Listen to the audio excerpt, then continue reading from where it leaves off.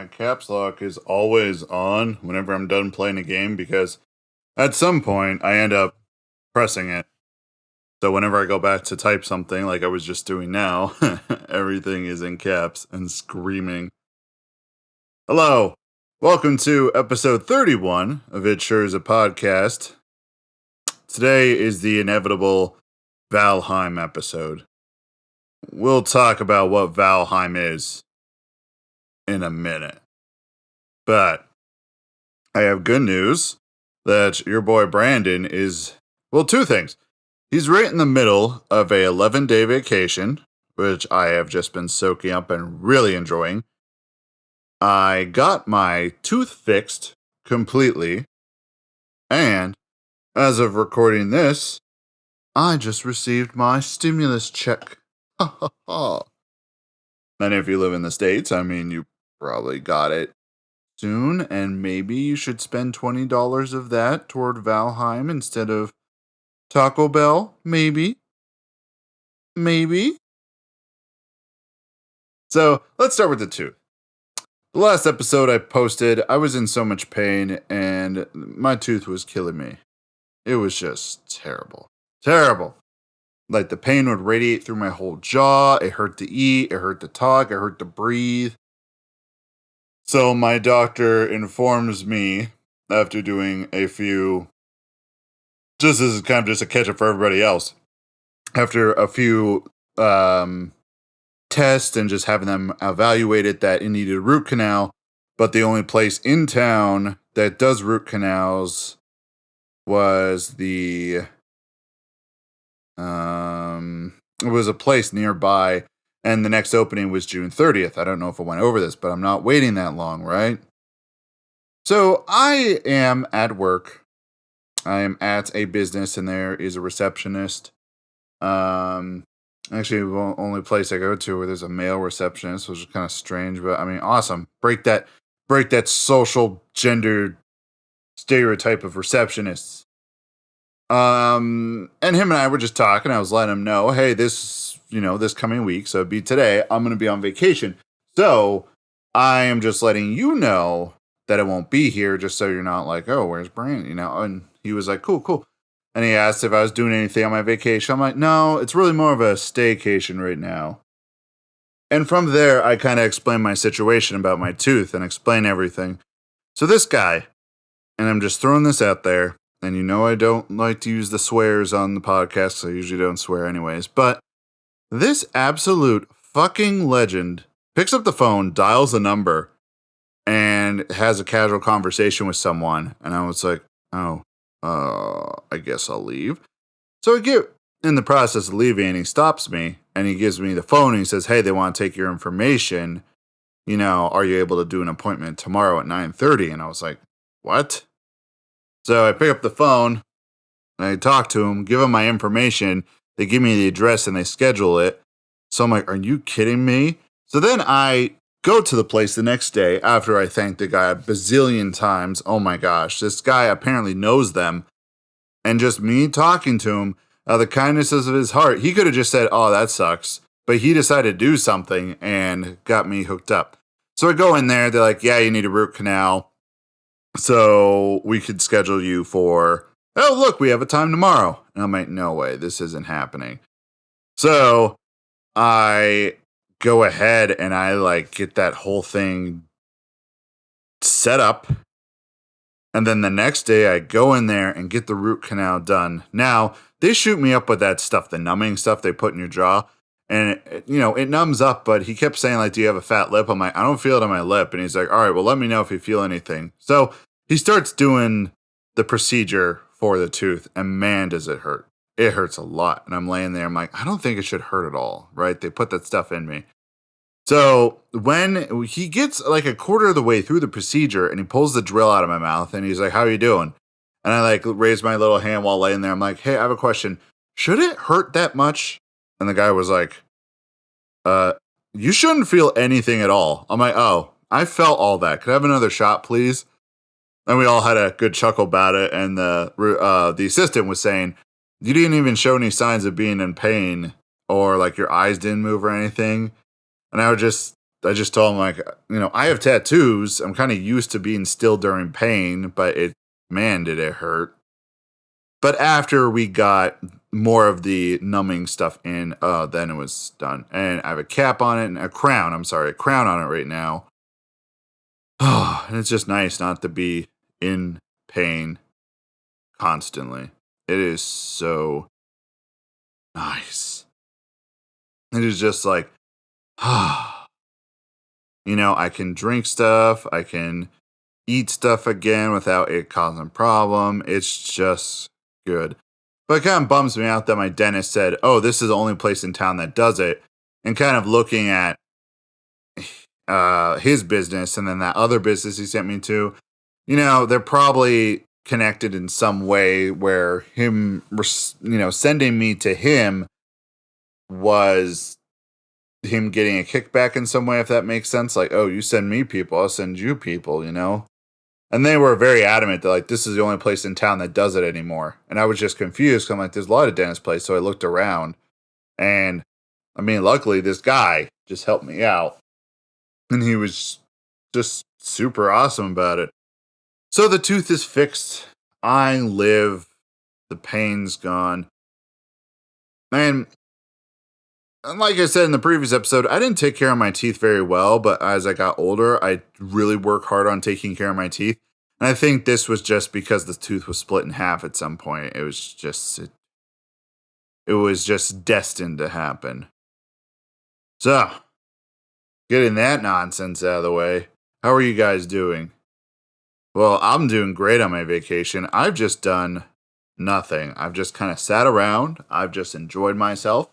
On this vacation, I'm being very selfish, and I think it's okay to be that way. I'm being very selfish in the sense that if I really want to go hang out with people, I will. But if I don't want to, I'm not pushing myself in the mindset that, how do I put it? In the mindset that, oh, I need to because I need to be social, which is a thing I do. Because if it was up to me, I would just stay reclused in my house. But then I would get depressed. I would get anxious about being stuck in one place for all this time. But now, since it's vacation time, I'm being very gracious with myself. And I'm saying, hey, you could take a break. If you want to sit inside and play video games all day, you sit inside and play those video games all day. And it's been nice. I did take a little bit of a detour. Went and ran yesterday. Haven't done that in a while. And the weather's actually been very nice where I live. So I went and ran about 5 miles. So it was good. Also on my vacation, though, I've not been very diet focused. But I'm like, in my brain, I'm like, I'm on vacation. I'll get back to that. But I know, like, that transition back is going to be rough. So I'm trying to kind of, I guess, gauge myself and kind of, I don't know. But vacation's going very well. I started on Friday. I took a week off. So Thursday, Saturday, Sunday. Did I say Thursday before Friday? So it's Friday, Saturday, Sunday, Monday, Tuesday, Wednesday, Thursday, Friday, Saturday, Sunday. And then I go back to work next week. And already there's little hints in my brain that I'm kind of getting bored. But that's okay, right? I want to get myself relaxed and to the point where it's like, all right, I need to have some structure again.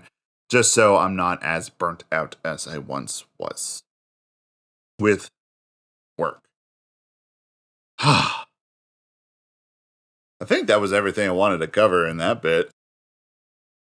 Just I'm on vacation. It's nice. Been playing some Xenoblade. League of Maidens got an update. Forever Who Cares. A lot of fixes. It's fun. It's still a fun grind session. So I guess this is the video where we get to talking about Valheim.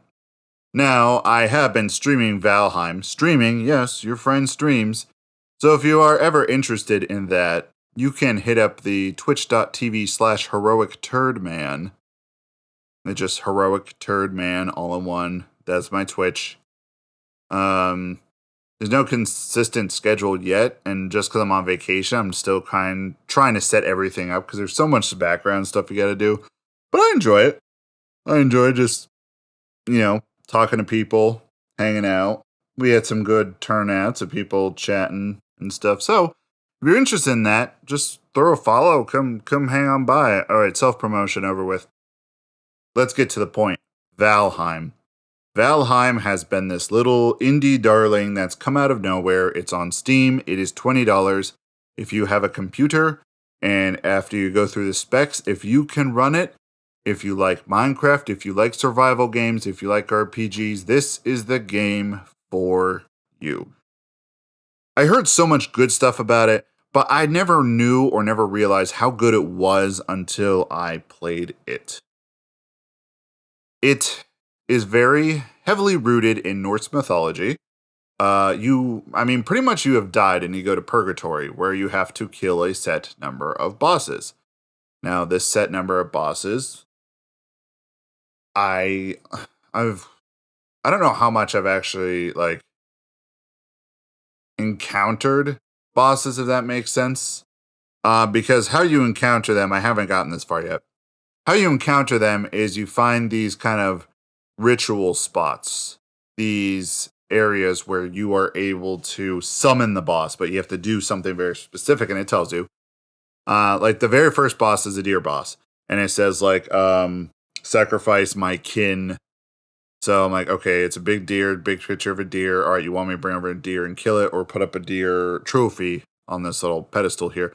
Then a boss shows up. I know the bosses are really tough, and I'm nowhere near ready. However, luckily, there's this little pond right where I built my house that I built a little dock and a boat, and I can just sail over to the other side and go fight the boss and then sail back. Like, I could swim it, but I run out of stamina halfway through. But I need to upgrade my swimming skill. But you doing things will upgrade your skill and make you better at it, more efficient at it. But it's just fun. It's just a fun time. It's very unique as a unique art style where it is, big open world, randomly generated, but everything kind of has the graphic fidelity of RuneScape, but polished and cleaned up a little bit. And that was a choice. And I know some people say, "Ooh, it looks ugly." The looks of a game and the art direction does not dictate how the game is. Like, can I throw that out there? Like, Undertale is a standard for indie games, and that looks like it was made in MS Paint. Okay, so that is not a standard, and I'm just sick of people saying, "Oh, how is it graphically? Oh, I would play that game, but it doesn't look very good." Get out of here. Go look at a painting or something. It doesn't, how a game looks does not define how fun it is. And we play games for fun, right? And Valheim is very fun. All the praise it's getting is it deserves it. It has no right being that good being made by 5 people. And that's what I was kind of talking about last time, where studios with hundreds of workers make a game look real nice, but it's just super dead and not very good. And then you get 5 people who have a very focused passion and they make something great. Which is why, last time I said, these indies looking real fine right now. They're looking real good. Compared to the, stuff we've been getting from the main publishers. But there's still good stuff. I mean, I'm not trying to downplay any of that because there's still good stuff there. Don't get me wrong.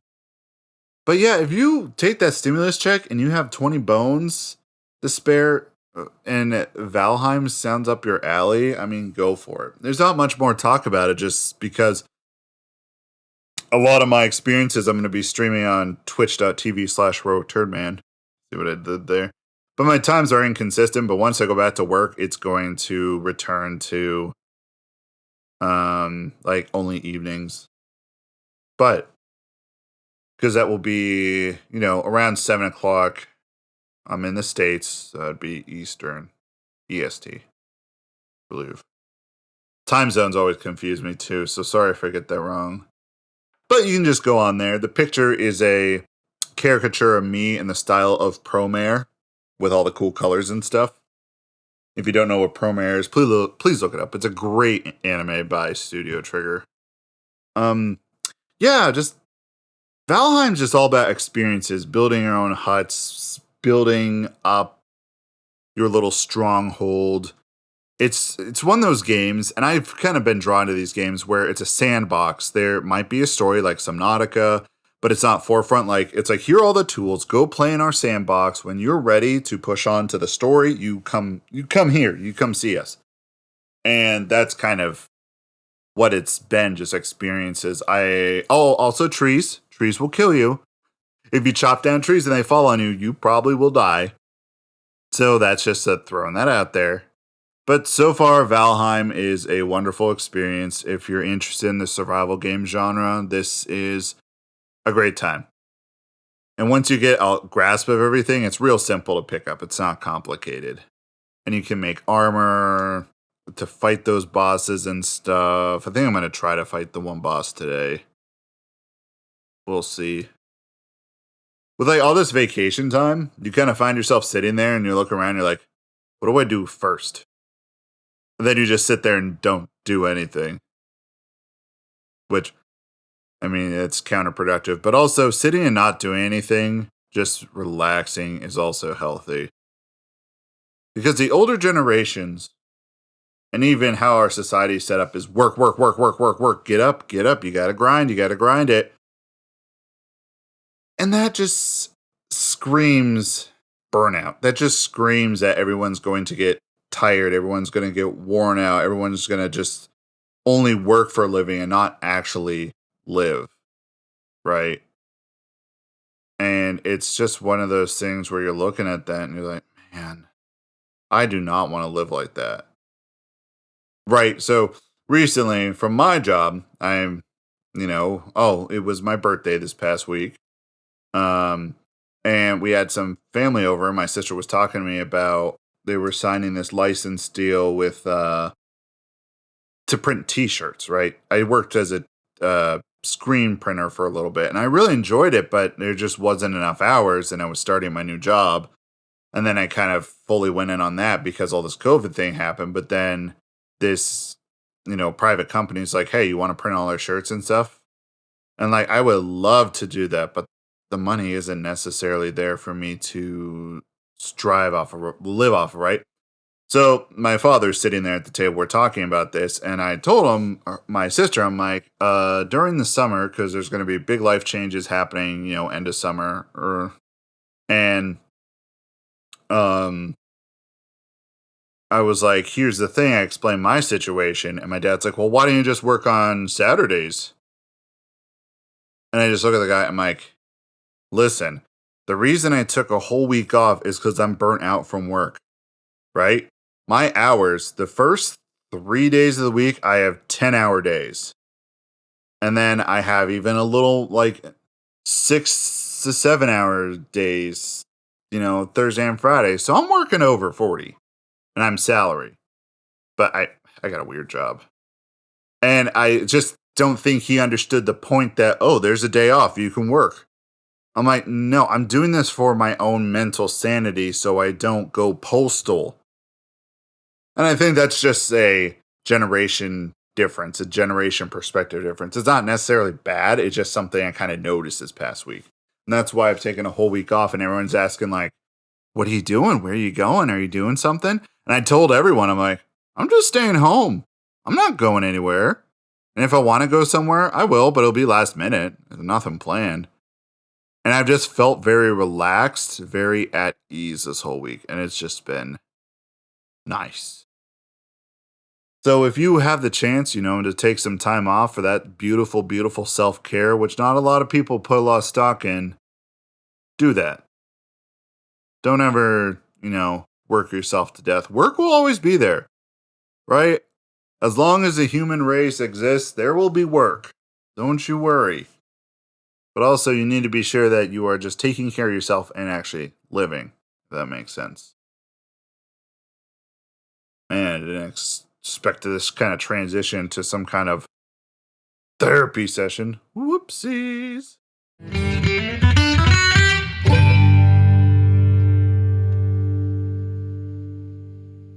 So yesterday, I was playing a game with some friends that I haven't seen in a while.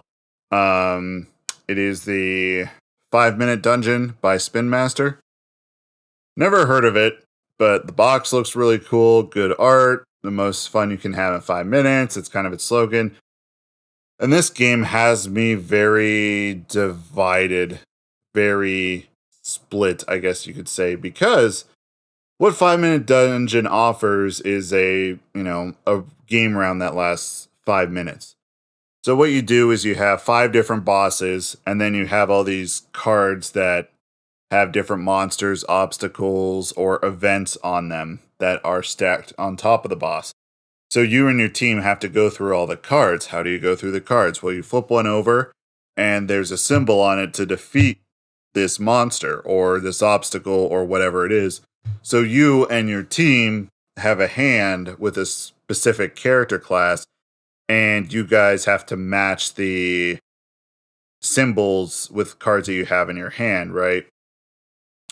And then after you beat it, you flip over the next monster, and then it continues until you get to the boss, and that's when you need to use all the different abilities. But also you just need to use the cards and match up the different attacks and stuff. It's simple, but it's played in real time, so you're communicating with everyone. Yesterday we were playing, and we were like, oh, okay, I need a arrow, I need a sword, I need a jump and a jump, I need a, you know what I mean?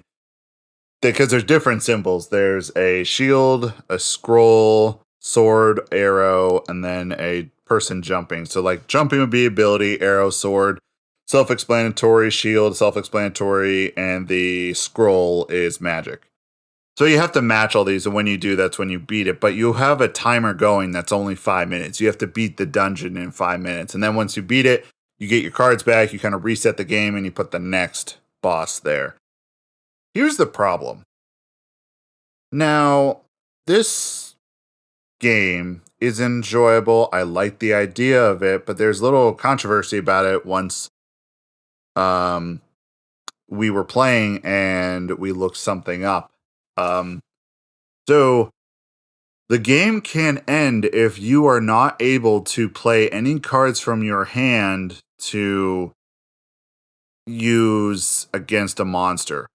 So I kind of see what they were doing. This is kind of my review of it. Where, okay, the game is very quick, very frantic. You're drawing cards, you're using cards, and refilling your hand up to 3. But you can't use ability on mini bosses, and you can't use your ability on the main dungeon boss. So the abilities that everyone has different abilities, whether it's destroy a monster, overcome an obstacle, cancel an event, but you have to discard 3 cards.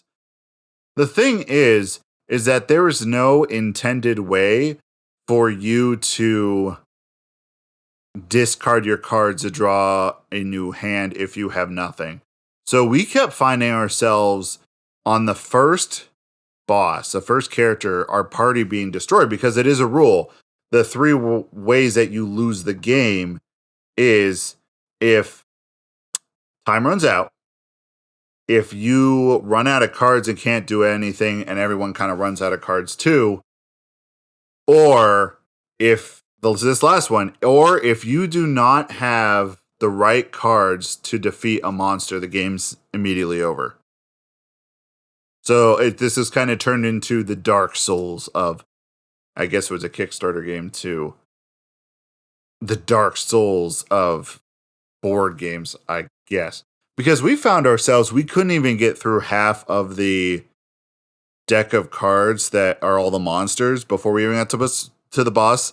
We couldn't even get through half of that until we found ourselves getting stuck. And this happened over and over again.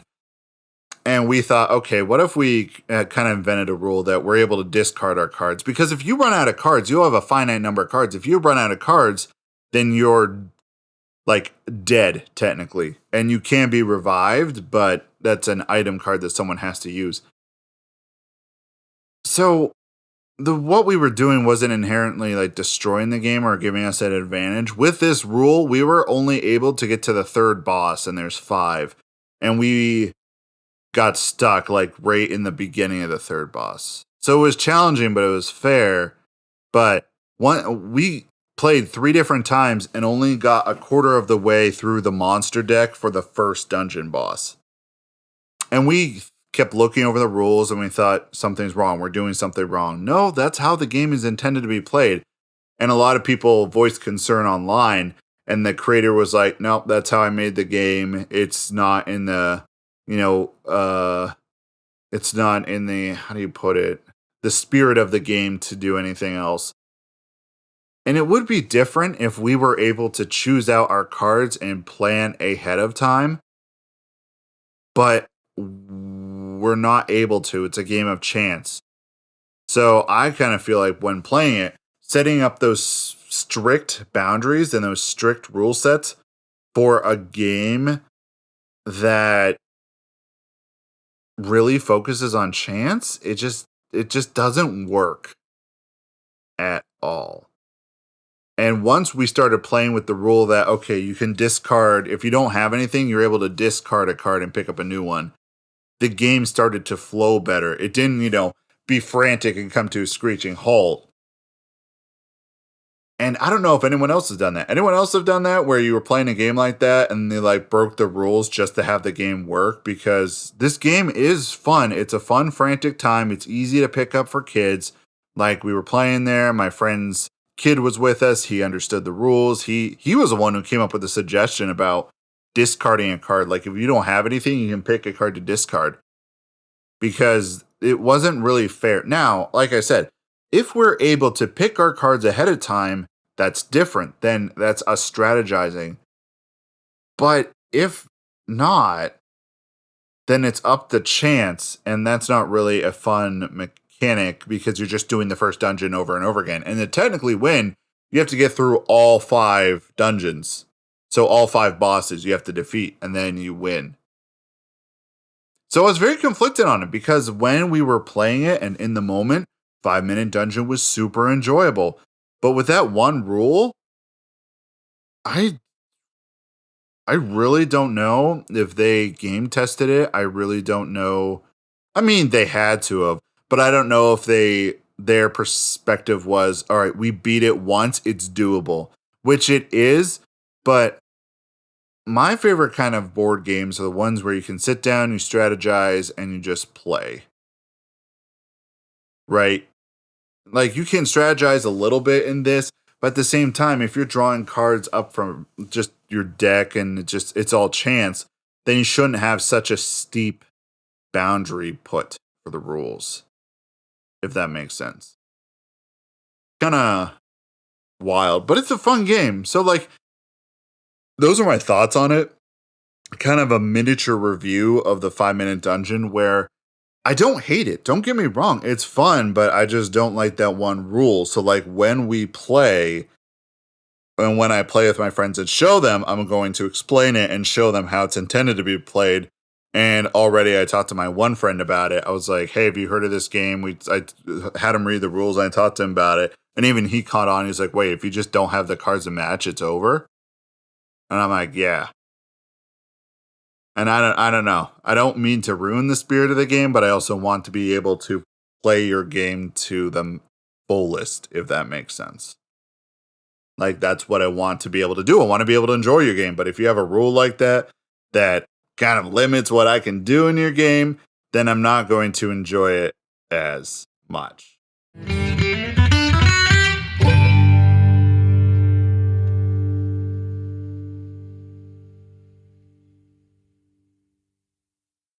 So the other day I found out a VTuber is a thing. It took me forever to figure out what that meant. It's like virtual YouTuber, virtual person on the internet. So what it is, and I've only seen it be done as, girls doing this, is they like have this face tracking for this like 3D anime character and they talk through them. And it's sort of wild, just the technology we have right now that it can follow them and it's like this real anime person, but also it's kind of bizarre. I mean, don't get me wrong, I'm the type of person who I'm like, yes, anime women, that's wonderful. But I don't know about this. Like people stream on the interwebs and they just are all just like I don't know. I don't know. It's strange. VTubers. What is that? What is a VTuber? And it's something that I'm seeing a lot more now on like different platforms like Twitch, and you'll see it occasionally on YouTube. Just I don't know. I don't know. I don't really have any words for it. I'm just kind of like, I mean, you do your thing, you do you, boo. But I was sitting there and I'm just kind of like, I just don't know how to feel about it. I am completely neutral about this. I am just completely on the fence about this. I don't know. Um, where was I going with this? Oh yeah, I don't know why VTuber was the first thing that came to mind, but Team Fortress 2, FACEIT has kind of picked it up. I played a lot of Team Fortress 2 back in my college days, and I'm kind of getting back into it. But the one thing that is really destructive to the game is the amount of bots and the amount of cheaters in the game. And the game is so old at this point that it is kind of how they put it is spaghetti code, where something they update could totally destroy the game. So they're real hesitant on updating it because it's so old.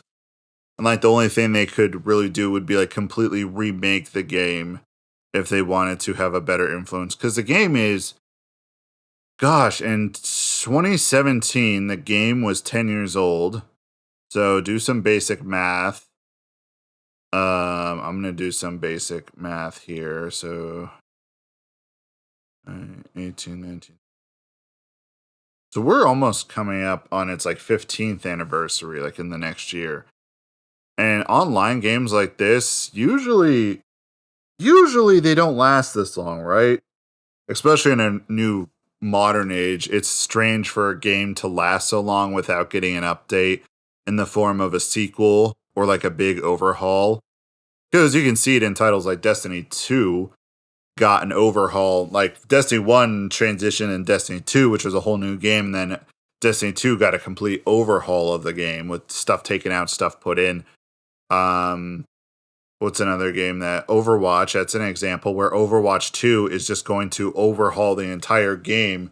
And for Overwatch 1, it's going to be this massive update. And then if you want to do the sequel and you already have Overwatch 1, you just pay $20. But if you want to like purchase Overwatch 2, it's going to be full price. Did that make sense? Like if you already have the game, you pay $20 to play the new stuff in the story stuff for the second game. But if you don't want to, you can just keep your game. You don't have to pay for it. You get all the maps, all the new stuff, but the game's getting overhauled and it's going to look different.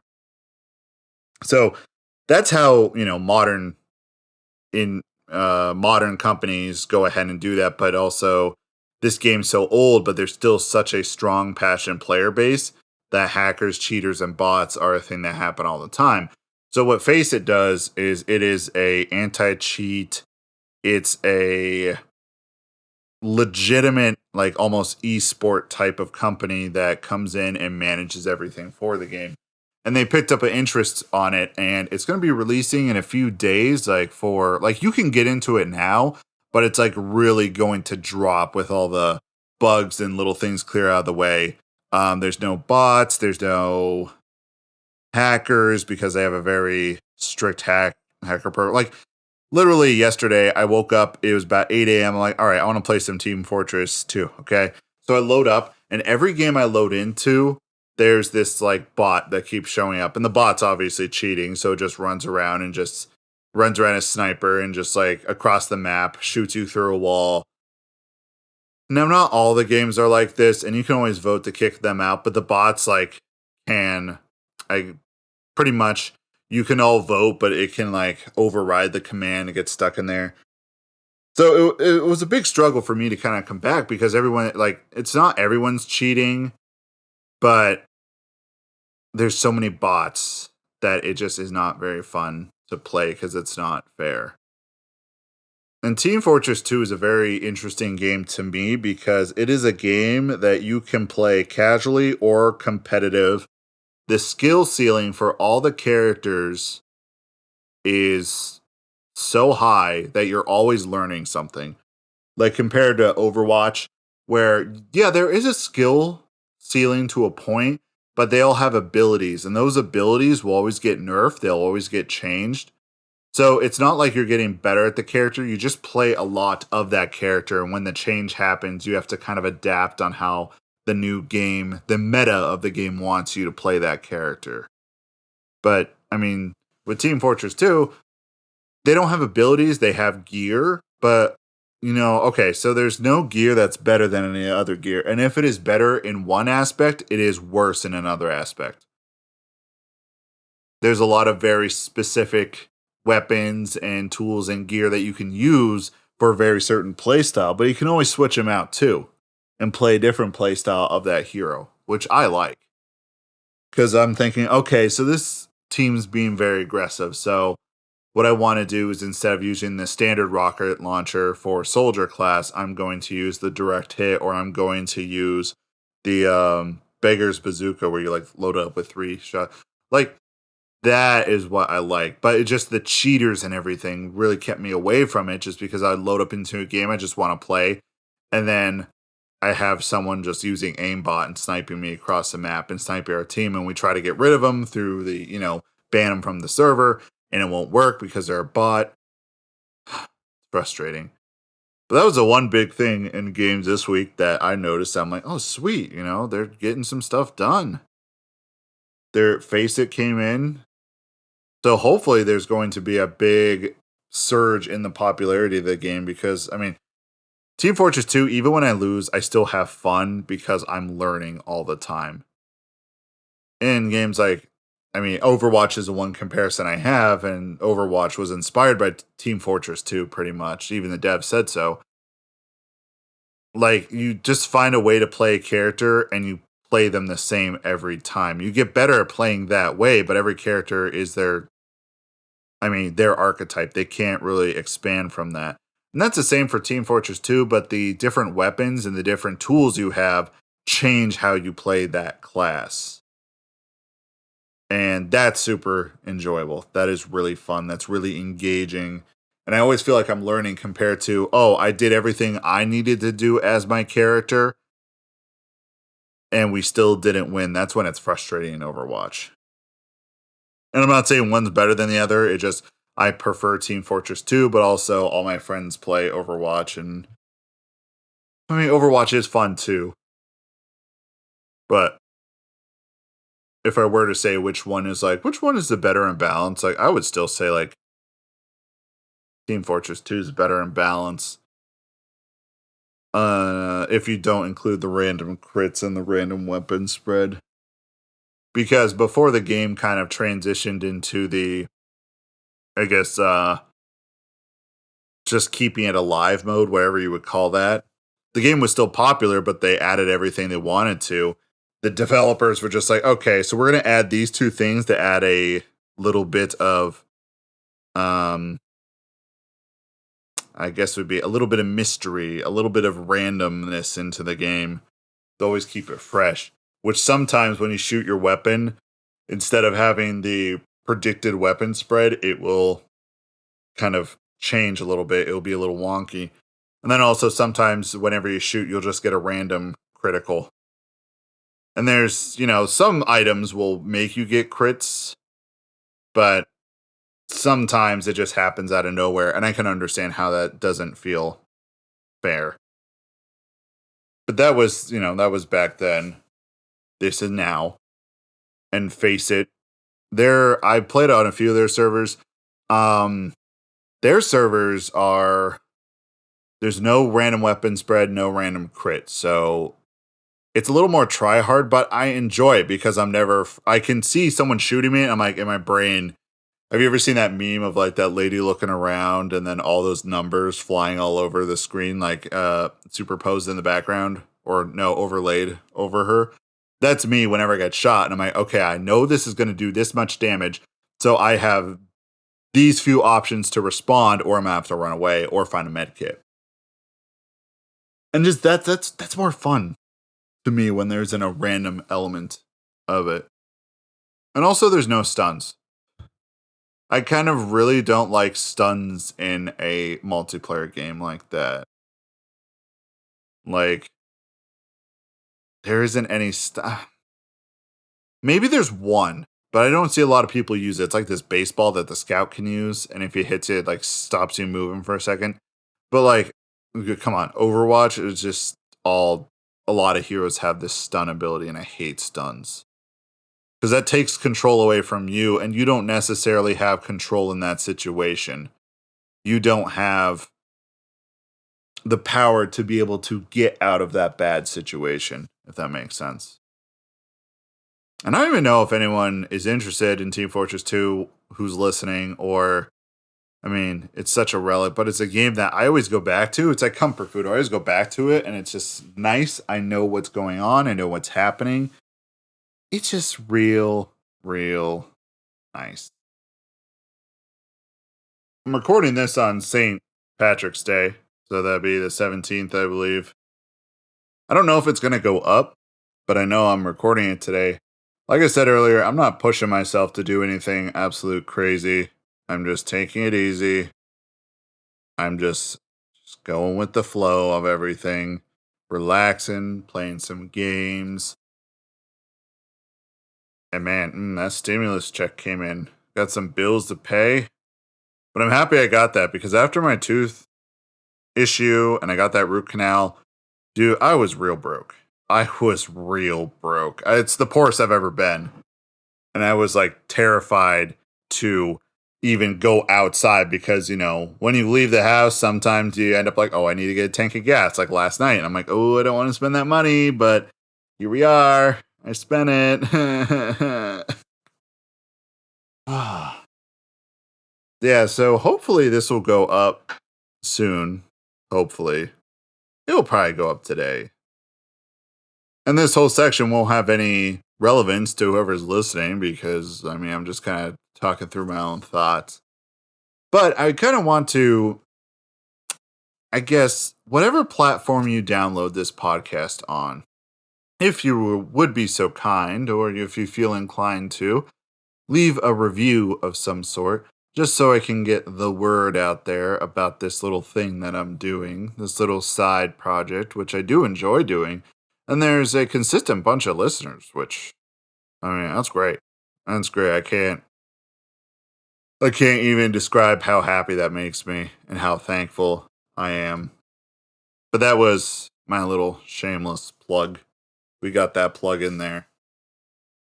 I was playing Animal Crossing the other day. Yeah, we're just derailing from that plug. And I'm getting to the point where I've almost done everything there is to do in the form of the game's main goals. And I kind of was thinking like, man, I need to slow down. Because if I reach that end goal, what else is there to do? I can reorganize my whole island, but there hasn't been any new town, how do I put it? New buildings that you can put in town. I guess that's the way you would say it. There's no option for that. There's no new things to put in town. So I wonder if in this coming year they're going to add that. Oh, wait a minute. I just looked at the date. I was thinking about this. Animal Crossing's a year old. Life in quarantine and this new kind of mask culture is a year old. So happy anniversary, everybody. Happy anniversary, everybody. Oh, I just put those pieces together. Do you realize it's been a year? Wow. A whole year when everything kind of just went upside down. But, you know, we're still here. We've adapted. We survived. And the next time something happens, we'll adapt and survive. But it is upsetting for the folks who didn't make it through all this. And that's just a bummer in relation to everything like this. I guess that's the best way to put it. But no, not going to get sad, not going to get introspect. I don't know how to say it. Introspective, maybe reflective. Yeah, we're not getting there. But yeah, Animal Crossing's a year old. And I'm kind of hoping that they'll throw some more content in there because right now it's kind of a little barren desert. a lot of content. There's always stuff to do with different festivals and stuff, and they just updated it like, hey, get all this Mario stuff, which I have to log in and get today because I ordered a bunch of it. But yeah, we've been in this for a year, man. Now I'm gonna have to look back. I wonder if the podcast is almost a year old. It'd be crazy if it was. I think we're getting close because I kind of started that thing like halfway through the whole lockdown thing. But if we hit a year, if I'm able to do that, I want to do something special for that. But I guess to wrap everything up in a nice, beautiful little bow. Hey, if you got that $20 and you got a PC that can run Valheim and that sounds like your thing, go give those devs some money. They work so hard and they did some good stuff. I'm not complaining at all about it. And they're very, from what I've seen, very clear and transparent about what they're adding and what they want in the game. And I could see them going a billion different directions and all of them good. So let's end it there. Let's end it on a good note. Yeah, let's do that. All right, I'll catch you guys later. There will probably be another episode recorded this same week and probably uploaded this same week. So look forward to that. You're getting spoiled. I'm spoiling myself by doing this because I enjoy it. So take care. Be safe out there. I love you guys. I'll see you later.